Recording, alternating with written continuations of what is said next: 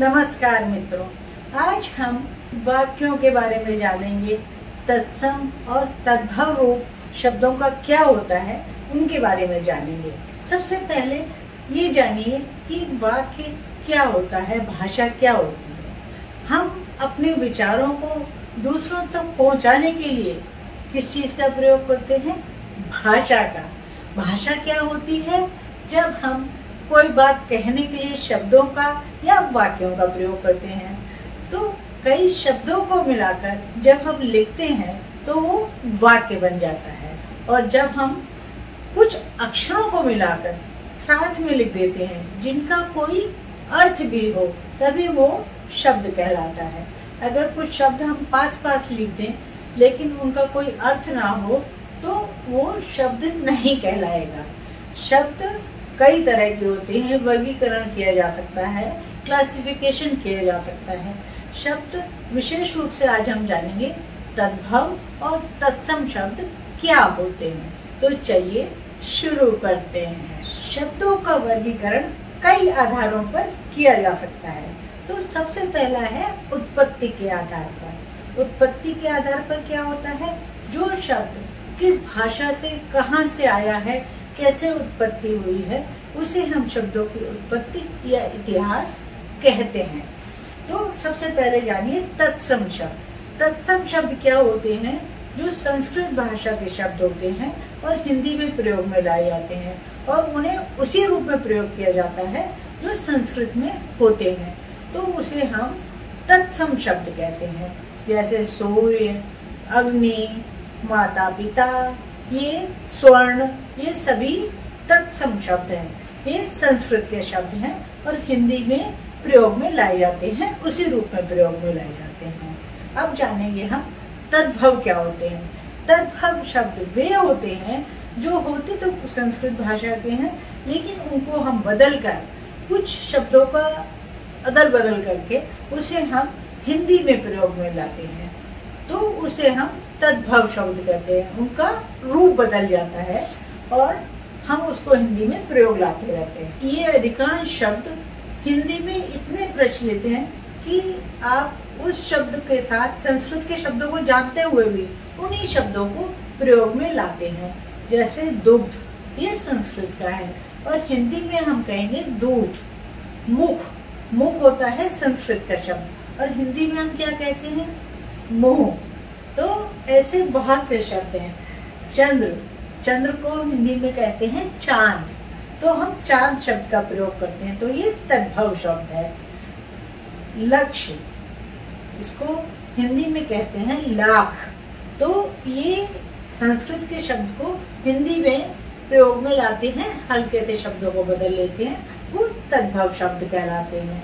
अब हम कुछ तत्सम और तद्भव शब्दों के उदाहरण देख लेते हैं, और ताकि हमें वो आसानी से समझ में आ जाए और हम उन्हें याद रखें, और जब हम प्रयोग में लाएं तब हमें पता हो कि कौन से वे तत्सम शब्द हैं और कौन से तद्भव शब्द हैं। तो इस तरह बहुत सारे शब्द हैं जो संस्कृत के हैं और हिंदी में घुल मिल गए हैं और उनका रूप बदल के तद्भव रूप बन गया है।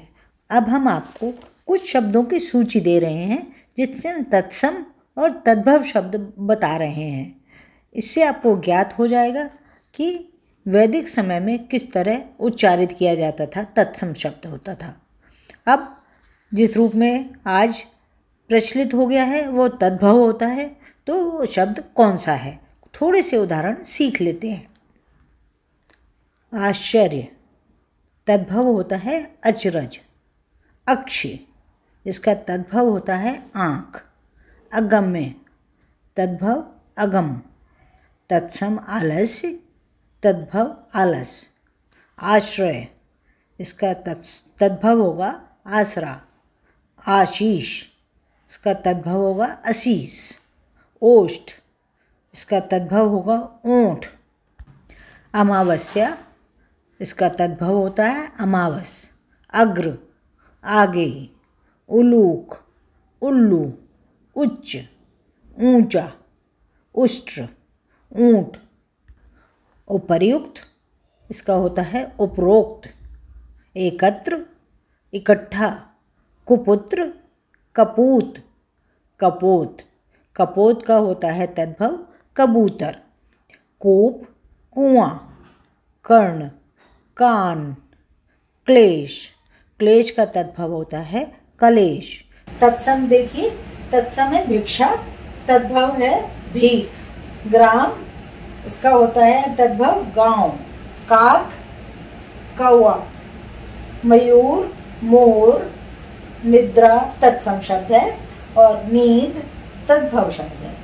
क्षेत्र, खेत। सर्प, सांप। कर्म, काम। सत्य, सच। हस्त, हाथ। तो ये आपने तत्सम और तद्भव शब्द देखे। आइए तत्सम और तद्भव शब्दों को पहचानने के नियम जान लेते हैं। सबसे पहला, तत्सम शब्दों के पीछे क्ष वर्ण का प्रयोग होता है, जबकि तद्भव शब्दों के पीछे ख या छ शब्द का प्रयोग होता है। जैसे पक्षी, ये हो गया तत्सम। पंछी, ये हो गया तद्भव। दूसरा नियम, तत्सम शब्दों में श्र का प्रयोग होता है, जबकि तद्भव शब्दों में स का प्रयोग किया जाता है। जैसे धन श्रेष्ठी, ये तत्सम शब्द है और तद्भव होगा धन्ना सेठी। तीसरा नियम, तत्सम शब्दों में श का प्रयोग होता है और तद्भव शब्दों में स का प्रयोग हो जाता है। जैसे दीपशलाका, और इसमें तद्भव होता है दिया सलाई, आसान शब्द होता है। चौथा नियम, तत्सम शब्दों में श वर्ण का प्रयोग होता है। जैसे कृषक, ये हो गया तत्सम, और तद्भव होगा किसान, आसान सा शब्द है किसान। अगला नियम, तत्सम शब्दों में रे की मात्रा का प्रयोग होता है। जैसे कृतगृह, यह तत्सम शब्द है, संस्कृत का शब्द है, और कचहरी तद्भव शब्द है। अगला नियम, तत्सम शब्दों में र की मात्रा का प्रयोग होता है। जैसे आम्र, और हिंदी में तद्भव शब्द होता है आम। एक नियम और है, तत्सम शब्दों में व शब्द का प्रयोग होता है और तद्भव शब्दों में ब का प्रयोग होता है।